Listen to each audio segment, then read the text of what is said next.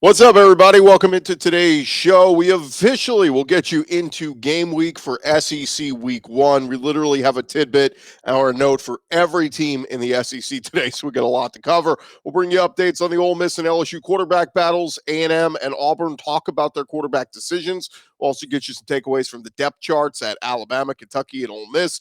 Kirby Smart talks Oregon. Mike Leach talks Memphis, and much more. Locked on SEC starts right now.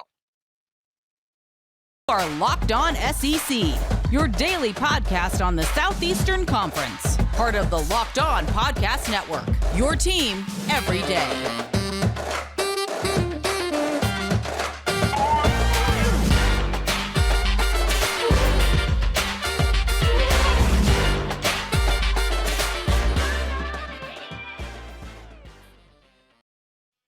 And what is happening, everybody? Welcome into Locked On SEC. It's great to have you guys along. I'm Chris Gordy. Thanks for making Locked On SEC your first listen every day.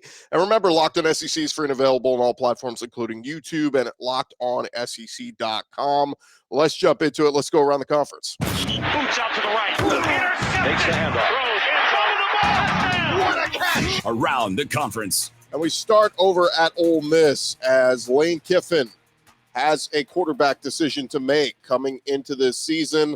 Ole Miss in the 21st in the AP poll, but still don't know who their quarterback is going to be. Here was Lane Kiffin talking about the decision or not the decision, as well as his two quarterbacks vying for the job, Jackson Dart and Luke Altmaier. We still have not made a quarterback decision. I thought they both played okay. I do not know. We don't have that answer. We haven't even discussed the timeline as coaches because it has not emerged at all. Really, my mindset going forward is just trying to prepare myself like I am going to be the starter. I know Luke's doing the same thing. And, at the end of the day, we just want to win. So we're going to do everything in our power to do that. It's very competitive, as I've told people. We're both doing really good things, I feel like. I'm obviously focused on myself, and he's focused on, himself as well. But it's really cool to see us both do well. So that was Jackson Dart and Luke Altmaier. Of course, Altmaier appeared in 4 games for the Rebels as a backup a year ago. Jackson Dart was playing in 6 games over at USC, where he threw for almost 1,400 yards, 9 touchdowns with 5 interceptions. So no quarterback announced yet at Ole Miss. The Rebels will open at home against Troy. They'll kick off at 4 p.m. Eastern on Saturday. That will be on the SEC Network. Meanwhile, over at LSU, Brian Kelly speaking with the media for his first press conference of game week, and he declined to name a starting quarterback as well. Do you have an update on the quarterback battle? Yeah, we have. We've made a decision, but I'm not going to announce it publicly. And again, this is for the Certainly, I think everybody here wants to know who the quarterback is. I get that, but I think it's a tactical advantage for us not to announce it. So I'm going to hold that announcement because I think it gives us a tactical advantage for not playing. Look, Florida State played a game. That's an advantage for them. Having the opportunity to play. The advantage for us is that we haven't played. And so it doesn't help us to give up any of our cards in that sense. So we're going to hold on to that card until game day. So Brian Kelly saying we are not going to name a starting quarterback. Jaden Daniels, the Arizona State transfer, has been reported to be in the lead with Garrett Nussmeier. Of course, Miles Brennan departed from the team. Kelly said both run the offense extremely well, both make plays out of the pocket. He also said he knew LSU starting quarterback about 48 hours ago, and it's more a 1A and 1B. He said it's been that close. This is not a 1 and a 2. Both are going to contribute this year. So, look, we'll probably see both quarterbacks in the game Sunday night against Florida State, if I had to guess. Why not get them both out there, get some action? But, again, we expect Jaden Daniels to be the starter, but an announcement won't come until Sunday from Brian Kelly and LSU. Meanwhile, over at Auburn, Brian Harsin talking with the media on Monday about his decision to choose TJ Finley as the starting quarterback. He said it went back to January and the early offseason program. He said that Finley has had a really good understanding of what we've been trying to do offensively. So just the operation piece, it's something that stood out. He's got good command of it. He's able to operate from the sideline into the huddle or on the field, whatever it is we're doing. So that helps. And then fundamentally, he's gotten better as a thrower and a decision maker. So Harsin went on to say, I'm very proud of TJ. I'm proud of how he's handling himself going through this competition. I'm excited to get out there this week and let him play the majority of the reps and let him get our game plan put together so we can go out there and play some good football on Saturday. Now, there was some bad news for Auburn as Brian Harsin officially announced on Monday that center Nick Brahms is officially done with football now. Brahms, he said, feels he is just not there physically to go out there and play at the level that he wants to. So Tate Johnson is now listed as the starter at center ahead of Auburn's season opener. He'll be the one snapping the ball to TJ Finley.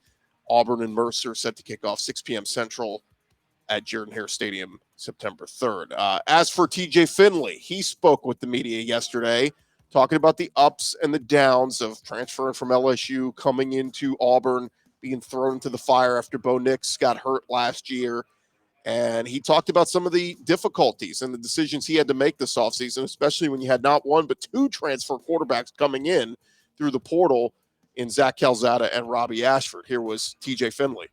When those guys came in, I kind of questioned myself, like, do I even want to play football anymore? Because, a lot of guys had counted me out, and a lot of guys were like, oh, you need to quit football, go play basketball or do other things. But, I'm big on my faith in God, and God just continuously reminded me, this is for you, this is what you can do.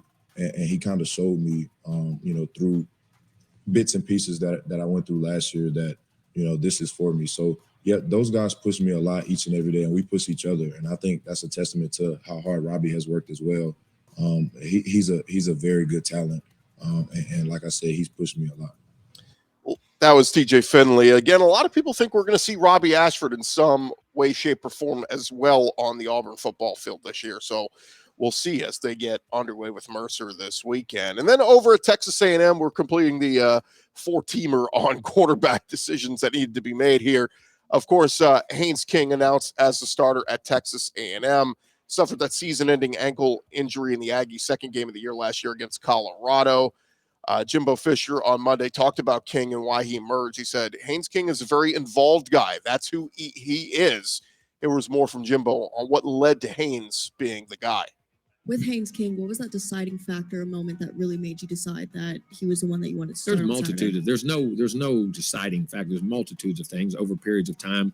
And like I've said before, we feel very comfortable with the other two quarterbacks. Max Johnson can be a starter here, and I think play very well, and so did Connor Wegman. So, and we felt Haynes had a great camp, puts us in a great position to be successful going in right now.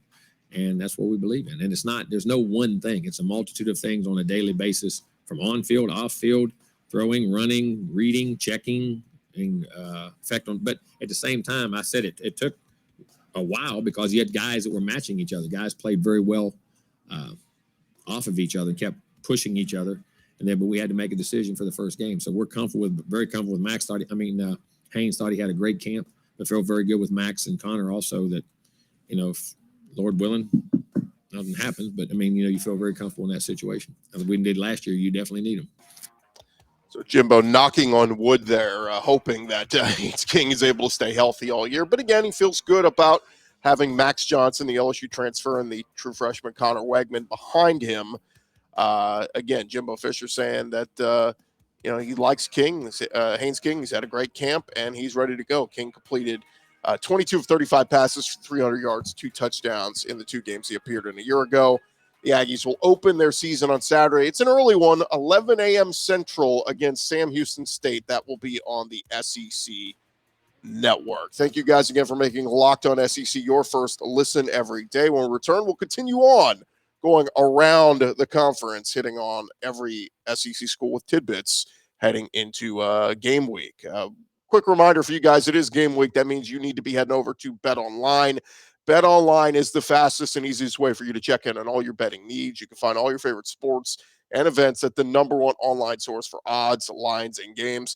They've got all the SEC games this weekend up there. We'll be getting to some of the spreads later in the week, but if you want to go check them out, they're for you on BetOnline. Just go ahead and look it up, and you will find all the odds that you need. BetOnline continue to be the top online resource for all your sports wagering information, from live in-game betting, scores. They even have podcasts. They've got you covered Head on over to BetOnline today. You can do so on your mobile device. Learn all about the action that is happening today.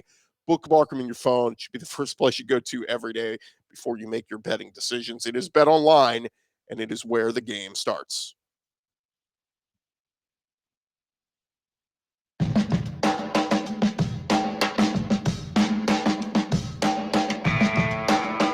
Going along here, Locked On SEC, and man, we got to keep this train rolling because we've got so much stuff to get into when we talk about, obviously, the first four schools we hit on, all the ones with the quarterback battles that are ongoing, but let's jump right back into it, and we'll head over to Tuscaloosa, where Nick Saban and Alabama, they are getting ready for their first game of the season. Nick Saban talking with the media about Cameron Latu, their stud tight end from a year ago, who had a really, really good season.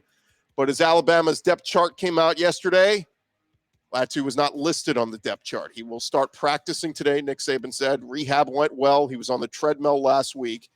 Said he is day to day. Of course, Latu caught 26 passes, 410 yards, and 8 touchdowns last season. Set to return to practice, like we said, considered by the medical staff as day to day, coming off that undisclosed injury since early August. But we did find out a few things about Alabama's week 1 depth chart on Monday. 4 of their 5 Power 5 transfers were listed as either starters or co-starters. Only one of them, Louisville wide receiver Tyler Harrell, was not on the top line of the depth chart. He was second team X receiver behind Georgia transfer Jermaine Burton. Cornerback Eli Ricks, who came over from LSU, he was listed as the co-starter at one of the 2 cornerback spots alongside Kool-Aid McKinstry. True freshman defensive lineman Jaheim Otis, he was listed as a co-starter at nose guard along with senior DJ Dale. And receiver Kobe Prentice, the guy that Nick Saban has been praising in recent weeks, he was the starting slot receiver over backups Christian Leary and Emmanuel Henderson. So some interesting ones there. Now, sophomore Ja'Cory Brooks, he's been getting his share of preseason praise, but he was listed as the second team Z receiver behind Trayshawn Holden. That comes after Holden, who's a junior, had a big performance in the second of their 2 August scrimmages. So a lot to watch. Look, I think a lot of these guys are going to play anyway. I don't know if, who the starters are in their opener against Utah State really matters for Alabama. I think they're going to mix in some of the offensive linemen, try to get that figured out. But again, it's fun to be the starter, the opening day starter for the 2022 football season. Again, Alabama will open at home in Tuscaloosa Saturday night against Utah State. 6:30 Central kickoff. That will be on SEC Network. Alabama favored by nearly 6 touchdowns. So gonna be not a pretty one. But looking forward to see Bryce Young come back and try to repeat his Heisman Trophy performance from last season. Speaking of a team trying to repeat last season, Kirby Smart and Georgia, they are set to open the season against Oregon on Saturday. At his Monday press conference, Kirby Smart saying he's been pleased with how his guys have worked and looked. He said, I thought we had a really good football camp in terms of physicality, practice, and during the heat. It's not easy to be a football player in the fall because you don't get to do much but practice every day for 3 or 4 hours in the heat. And school's not here yet. People aren't even on campus. He then shifted his thoughts to Oregon, talking about Mario Cristobal, saying he's a good friend, recruited a lot of good players to Oregon, and new coach Dan Lanning, who was Georgia's defensive coordinator last season. He said they're going to be a hell of a team. They got a lot of good football players. Dan Lanning has not announced his quarterback yet, even though the former Auburn quarterback Bo Nix is expected to be the starter. Kirby said, quote, that doesn't really impact anything for us. I knew who the quarterback's going to be, so I'm not worried about that. Not taking a shot at Bo Nix there. He's just saying he's not worried about the quarterback position being up in the air there. But if it is Bo Nix, Kirby Smart certainly knows him well. Now, a few other Georgia notes real quick. Eric Gilbert expected to be a big contributor in the Georgia tight end room. On Monday, he was involved in a 2-car crash on Georgia's campus, according to UGAsports.com. They indicated that Gilbert is okay. His white Mercedes was totaled. The accident occurred on the corner of Lumpkin and Baxter Street. UGA police did not have an immediate comment. So we'll see what sorts out with this, but looks like Gilbert's going to be fine. Didn't sustain any serious injuries there. So him, Brock Bowers, Darnell Washington going to be as a lot of people expect, the best tight end group in the country. And in recruiting, Georgia picked up a 4-star offensive lineman on Monday night as Monroe Freeling officially committed to the Georgia Bulldogs, number 35 prospect in the nation on On3 Sports rankings, the number 63 prospect in the nation in the 24/7 Sports composite, number 8 offensive tackles. Take that for what you will. Meanwhile, over at Tennessee, Josh Heupel, of course, got the big news a couple days ago when USC transfer wide receiver Brew McCoy was announced he will be eligible for this season. At his Monday presser, Heupel said, look, certainly a small sense of relief, more than anything, just excitement. When I got the news, it sent chills down my spine. So excited for him, a young man who's done it the right way since he's been here, gone through a long, winding journey to get to this point. Now he has an opportunity to move forward with his future and go compete with his teammates. Having a chance to tell him and hear him tell his dad was one of the great moments of my career. You could just tell the sense of excitement and some relief for them that they're able to just move on and go compete. So really special for him and his family. As for how he's progressed over fall camp, Heupel said the beginning portion of practice, we were kind of methodical in ramping him up as he came off not quite being 100% at the beginning of the summer, but we built him up. Got a great understanding of what we're doing. He's operated efficiently in what we're doing offensively. So it'll be fun to see the Vols out there. We'll get to see them in an early game on Thursday. Missouri and Tennessee both in action, and we'll see what Tennessee and Brew McCoy can do against Ball State. Over Kentucky, Mark Stoops and the Wildcats, they released their depth chart to open the season, and as expected, running back Chris Rodriguez missing from it. Rodriguez, along with linebacker Jordan Wright, not in there, but Stoops was still quiet on the details at his Monday press conference. In place of Rodriguez, Cavassier Smoke listed as the number 1 running back. Stoops said, we were discussing that. I knew it would be the first question. I want to say I appreciate the respect that you all have had through this process. I think you guys know a lot of times because I'm very open and honest with you, you're very respectful in return. When I have something to say, I just have to say that these players have some rights as well, and I have to be very conscientious of that. Expect a few of them will have multiple game suspensions, but I don't know. I'll address it next week. Stoops and clarified, I didn't say suspended. They're just unavailable to play. Stoops went on to say one more thing. He said there are layers to things. It's not always black and white. The players have rights, and there's process involved. That's where it's at. So, again, from the news in recent weeks, expect to know Chris Rodriguez in this one. Cavassier Smoke will get the start running back for Kentucky in their opener. Speaking of Kentucky, they enter this season with the SEC's longest active win streak. Brett McMurphy, College Football Insider, put out there that the Wildcats are tied for the 4th longest active streak in the country. Louisiana leads the way. ULL, they have won 13 straight games to close out last season. Clemson is in second with 6 wins in a row. Baylor and Central Michigan both have 5-game win streaks. And then Kentucky, Air Force, Georgia State, Tulsa, and Utah State are all riding 4-game win streaks. Kentucky beat Vandy, New Mexico State, rival Louisville, and then their bowl win over Iowa in the Citrus Bowl. Again, they will open the season against Miami of Ohio this week, but a big one next week, week 2, going out to the Swamp to play Florida. And speaking of Florida, the Florida Gators, they will face a very big challenge in their season opener on Saturday night as a top 10 Utah team coming to town. People considering them a dark horse. Billy Napier, it'll be his first game as Florida's head coach, but a lot of eyes will be on their sophomore quarterback, Anthony Richardson. He's a native of Gainesville, and very exciting for a lot of the fans there to see what Anthony Richardson could do as the starter. He split time last year with Emory Jones, of course. Billy Napier talking about Richardson said, very pleased with Anthony's attitude and approach. He's worked hard to have a better comprehension of this system, a lot of reps. Now we get to zero the focus in on a specific game plan for Utah. Of course, a year ago, Richardson passed for over 500 yards, 6 touchdowns, added 400 yards and 3 additional scores on the ground. Gators and the Utes set for a 7 p.m. kickoff Saturday night, televised on ESPN. Latest line, I think, at BetOnline is Florida, a 3-point underdog in the matchup. All right, there you have it. That is almost the latest going on around the conference. Thank you guys again for making Locked On SEC your first listen every day. Coming up next, we'll hit on Arkansas, Mizzou, Mississippi State, all the rest of the conference that we haven't gotten to yet. That is coming your way in just a sec.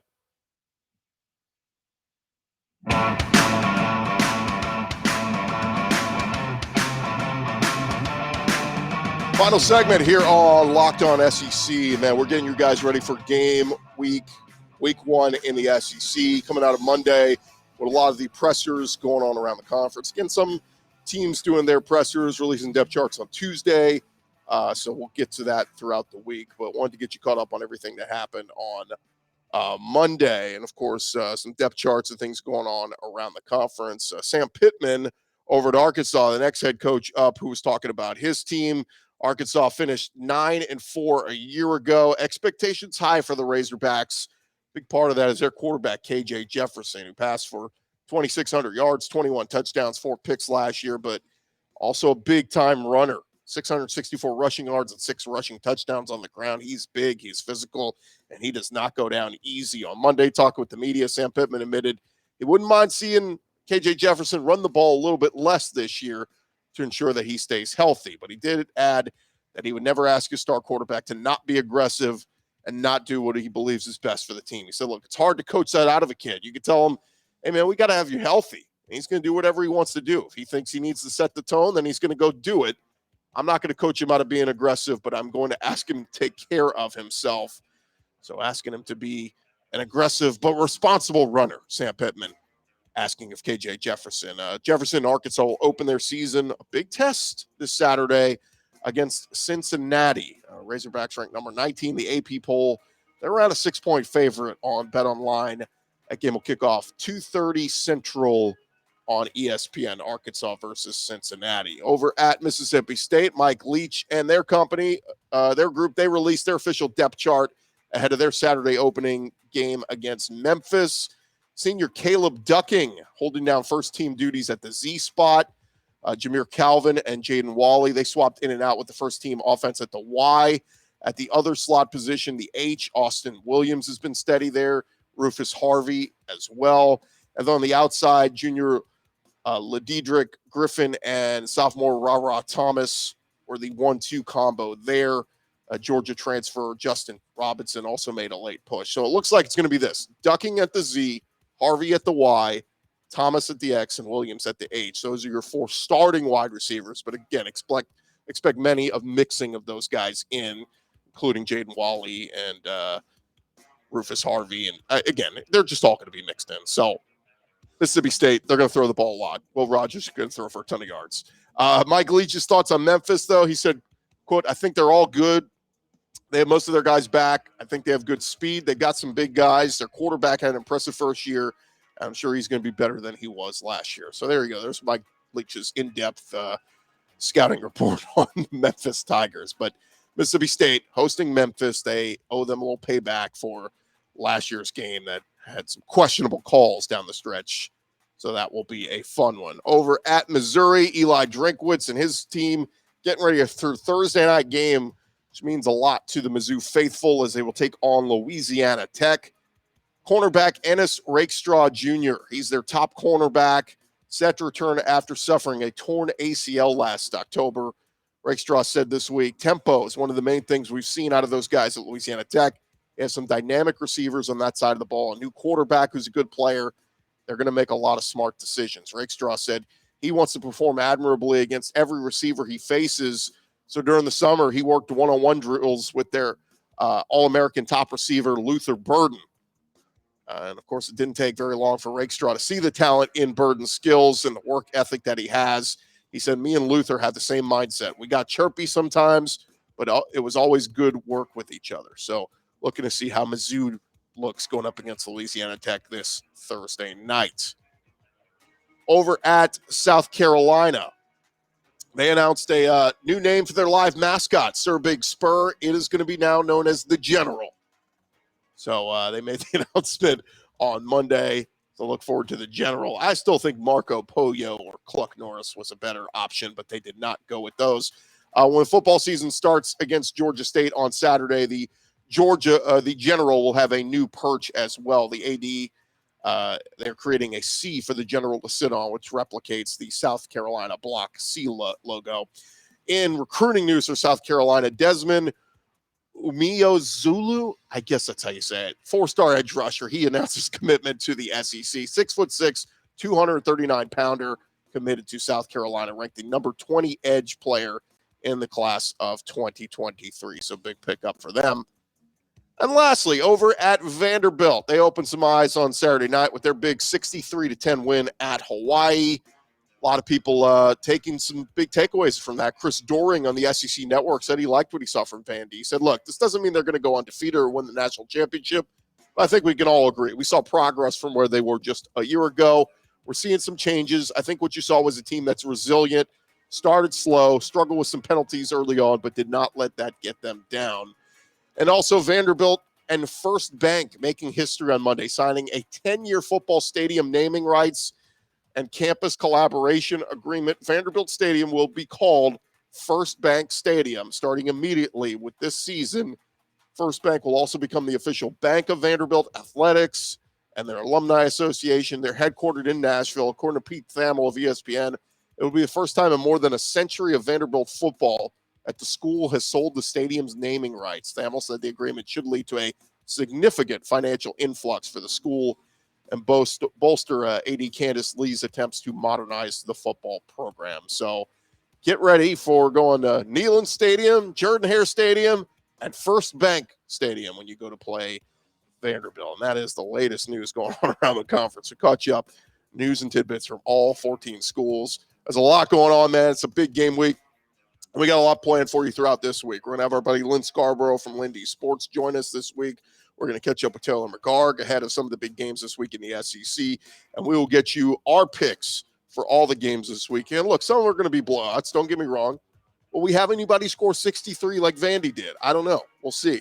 But we'll get you that, and then, of course, all the big primetime matchups as well. We'll give you picks and in those as well. I'm Chris Gordy. Thank you guys so much for making Locked On SEC your first listen every day. Now you go make your second listen. Check out some of our other great podcasts along the Locked On Podcast Network, covering your team every day. We got Auburn, we got Bama, we got Georgia, we got Florida, we got just about every team you want covered. Tennessee, Texas A&M, South Carolina, Ole Miss. We got you covered. Just search Locked On in that school, and you'll find it wherever you get your podcasts, on iTunes, on Spotify, YouTube for the video versions. We're out there for you. I'm Chris Gordy. You guys have an awesome day. We'll talk to you guys tomorrow right here on Locked On SEC.